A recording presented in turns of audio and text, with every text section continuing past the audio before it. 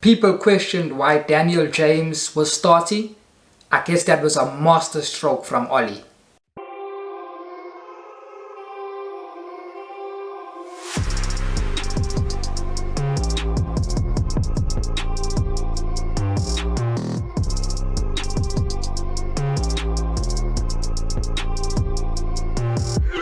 That was a poor performance. That was a hard watch. A very hard watch. But the main thing was the 3 points.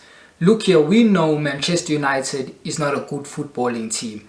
When you give us the ball, we don't have any passing patterns. There's no patterns in our play. There's no style of play, and there's no system. Everything is off the cuff, and more often than not, we rely on individual brilliance, such as we relied on today with individual brilliance, especially for the Marcus Rashford goal, the first goal. That was individual brilliance. Marcus Rashford took the fullback down the line, beat the fullback, came in, and then put the ball in the back of the nets. And one thing about Marcus Rashford, if you have followed my past few videos, I've spoken about Marcus Rashford, and I haven't criticized him over his overall game. I've criticized him over his decision making, because that has been poor. But his overall game is improving. It is improving. He's not like a player like, and I don't want to criticize this player, but I just want to help you to show you a comparison. He's not like a player like Greenwood, if Greenwood is not scoring, he's not doing much on the pitch, and that's just the truth of the matter. He's not doing much on the pitch. He's not creating for the other players. He's not holding the ball. He's not beating his fullback. He's doing very little of that when he's playing. And so when Greenwood is not scoring, he's not really helping the team. But whereas Marcus Rashford, even in the games where he's not scoring, he's still looking decent. It's only his decision making that lets him down. It's only his decision making that lets him down. What he has introduced into his game is skill. He's introduced skill into his game, whereby now you'll see a Marcus Rashford doing couple step overs, and he never ever used to do that. And that was my criticism of him, was that if you are going to be a winger, you have to be able to beat your fullback, and not beat your fullback only by using your pace. You need to beat your fullback by trickery, by using skill, by using things like step overs and drag backs and those type of things. And he has introduced that into his game. And this game, Marcus Rashford is probably, for me, the man of the match. He was our best performer on the pitch. It was him. It was maybe Dan James, you can say, maybe, and Matic. For me, those were the only 3 good performances. Everyone else was non-existent. So it is a good performance from Rashford. And Rashford has been performing well this season. He has been. Yes, he had a blip.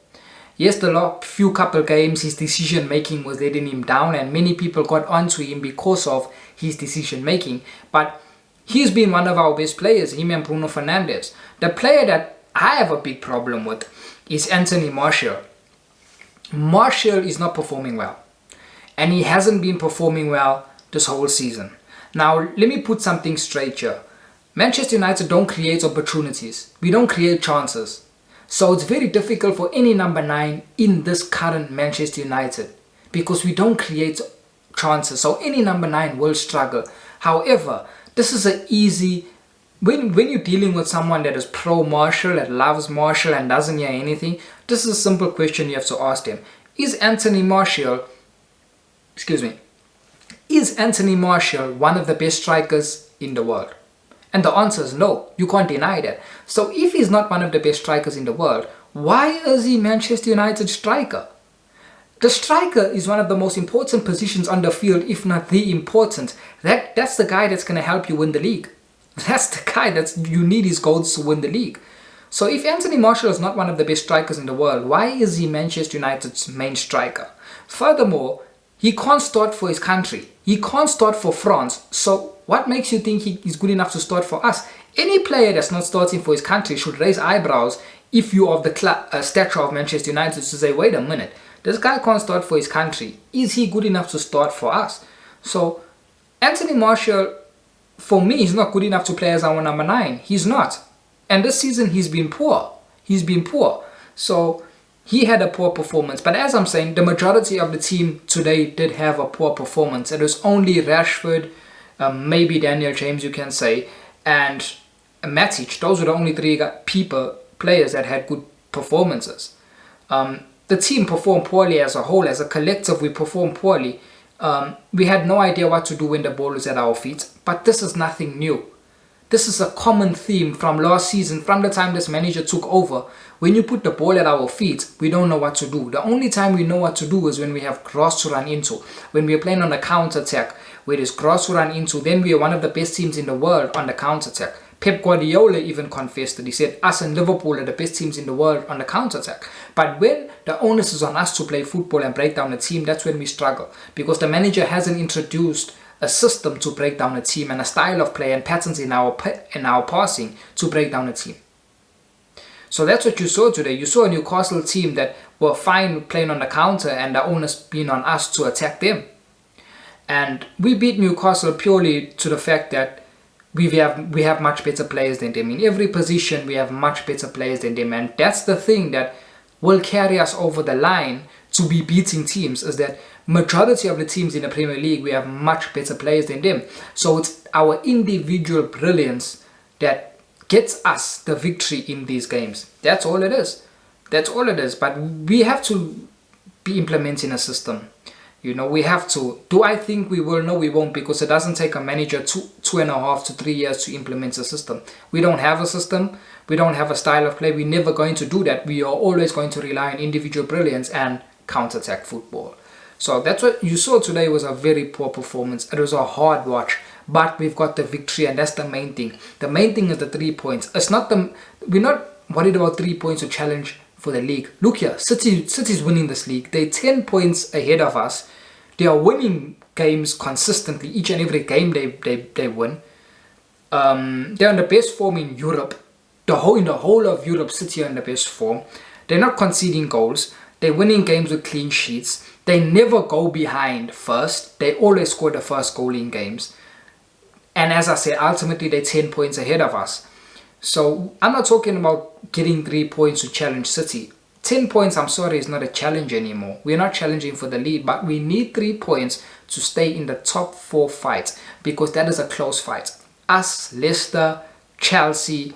People can talk about West Ham. I don't think West Ham will come into it. But it's us, Leicester, and Chelsea in that top 4 fight. And so it is a fight. And maybe Liverpool will pick up their socks. I don't know if they will. I think they will drop down more. But yeah, so it is a top fight. And we don't want to finish 4th. We want to finish as high as we can. So we need any 3 points that we can get. Got the 3 points today. And that was good. Let me address the Daniel James issue. You know, I was also one. Personally, this is my view on Daniel James. He's not good enough for Manchester United. The boy should not be playing for Manchester United, period. But he is here. He is here, and he's got an attribute that none of our players have, and that's that blistering pace. So I don't understand playing Daniel James against a team that defends with a low block. However, he proved us wrong, because he got the goal. He got a goal, and it was a very good goal that he got. He is on form. So I can understand why Oli decided to start Daniel James, and it did pay off. And so people will say it was a master stroke. I'll give Oli the credit. And I'll say, well done, Oli, on playing Daniel James, because he did get his goal. And he won one of our worst performers. He looked a bit dangerous.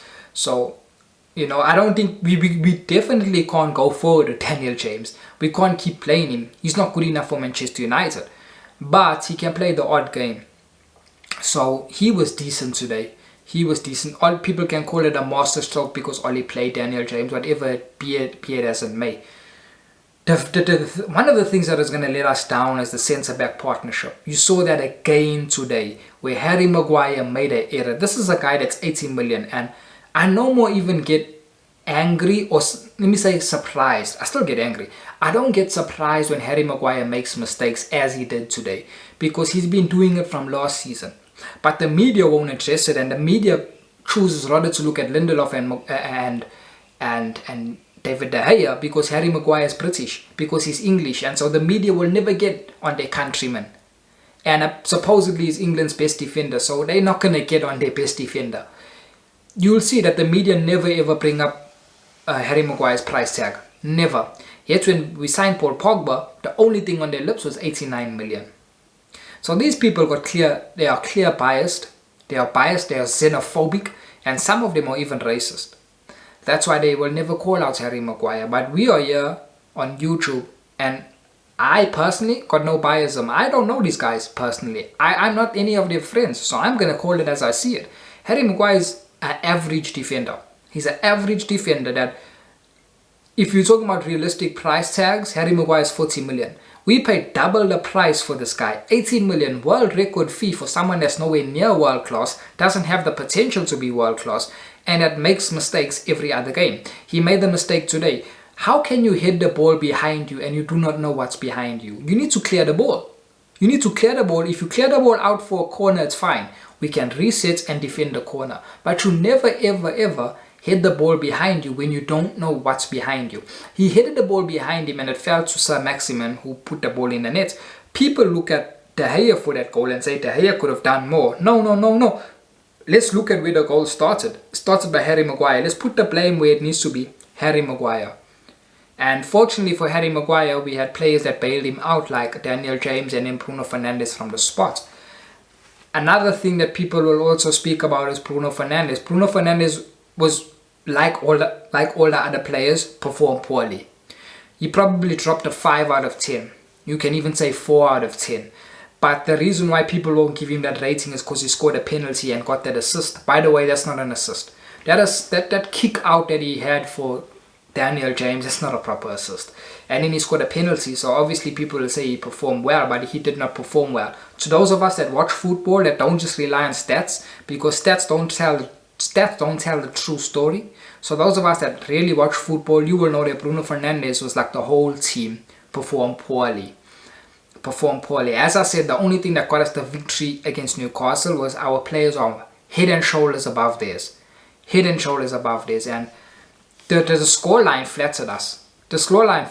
It was never a 3-1 game, It's flattered us big time. If anything, that should have gone down as a draw, but we got the victory, and as I said, the main thing is the 3 points. The main thing. The centre-back partnership is a problem, but it is one that Oli right now this season will not sort out. He will not play Eric Bailly. Oli, for some reason, does not trust Eric Bailly. I don't know why. I know Eric Bailly can be erratic at times, but he hasn't shown that this season. He has kept a composure this season, so I don't understand why Oli's not playing him. He just doesn't fancy him. And it's to the team's detriment, because every time Eric Bailly played, he made Harry Maguire look better than he is. He made Harry Maguire look better. He made our defensive organization look better. And we weren't vulnerable to counter-attack so much because you've got Eric Bailly that has pace. But Oli, as I'm saying, doesn't fancy him. So Oli's going to stick with this partnership of Lindelof and Maguire for the whole season. So expect more mistakes. Expect more mistakes. Expect us to ship in cheap goals, because that defensive partnership is not good. They don't complement each other. At all. They both got the same weaknesses. They're both very slow. They both positioning is questionable. They both make errors. They both, when the ball's behind them, they bad. So that's just the way it is. In the midfield, Oli played McTominay McTominay's out injured. He played Fred and Matic. As I said, Matic was one of our better performers. Fred's passing is poor. Fred has to work on his passing, but I don't think he will, because I think Fred's about 27, 28 now, so that's just the player we have. A player that's passing is really poor. Really poor. Going up, Daniel James, I said, was one of our better performers. Bruno Fernandes was non-existent like the whole team. Marcus Rashford is our best performer. He looked the most dangerous player on the pitch. And then Anthony Martial is non-existent. I got into Anthony Martial. And then Oli brought on his subs, one Mata. Who else did he bring on? He brought on that young player and Mason Greenwood. Mason Greenwood is running around, but Mason Greenwood is another player that's struggling this season. He's struggling this season. People will call it second season syndrome. And, I said in my last video and also tweeted also, I said Bruno Fernandes is our best finisher. Some people are saying, how can you say that it's Mason Greenwood? No, it's Bruno Fernandes. Mason Greenwood this season has had how many shots? Most of his shots are off target. Most of his shots are off target, and most of his shots did not go in the net. Bruno Fernandes, on the other hand, when he's shooting, most of them are on target, and if they're not on target, they are very close to going in. Bruno Fernandes is our best finisher. Mason Greenwood is known for his finishing, but right now this season, his finishing is not very good. He has to work around his all-round game as well. He needs to work on holding the ball, linking the play, bringing other people into the play, crossing and passing. He has to work around his all-round game, but he's young. He's young, so I will not criticize him. He's young. Just also like I won't criticize Bruno, because Bruno is our standout player. Bruno is our talisman. Without Bruno Fernandes, we would not be second. So I won't criticize Bruno too much. I will just try and open people's eyes to say don't be clouded by his goals and assists. Look at the performances. That's all I will say. But I will never get into Bruno, because we are where we are because of Bruno. He's a fantastic player. He's a top class player. He's probably for me the second best number 10 in the world. I will always say Kevin De Bruyne is the best because of what he's done in the game. How long he's been keeping up this consistency, and he's just special. He's special. He runs games. So yeah, guys, that's my review of this game. It wasn't a good game. Wasn't a good watch at all.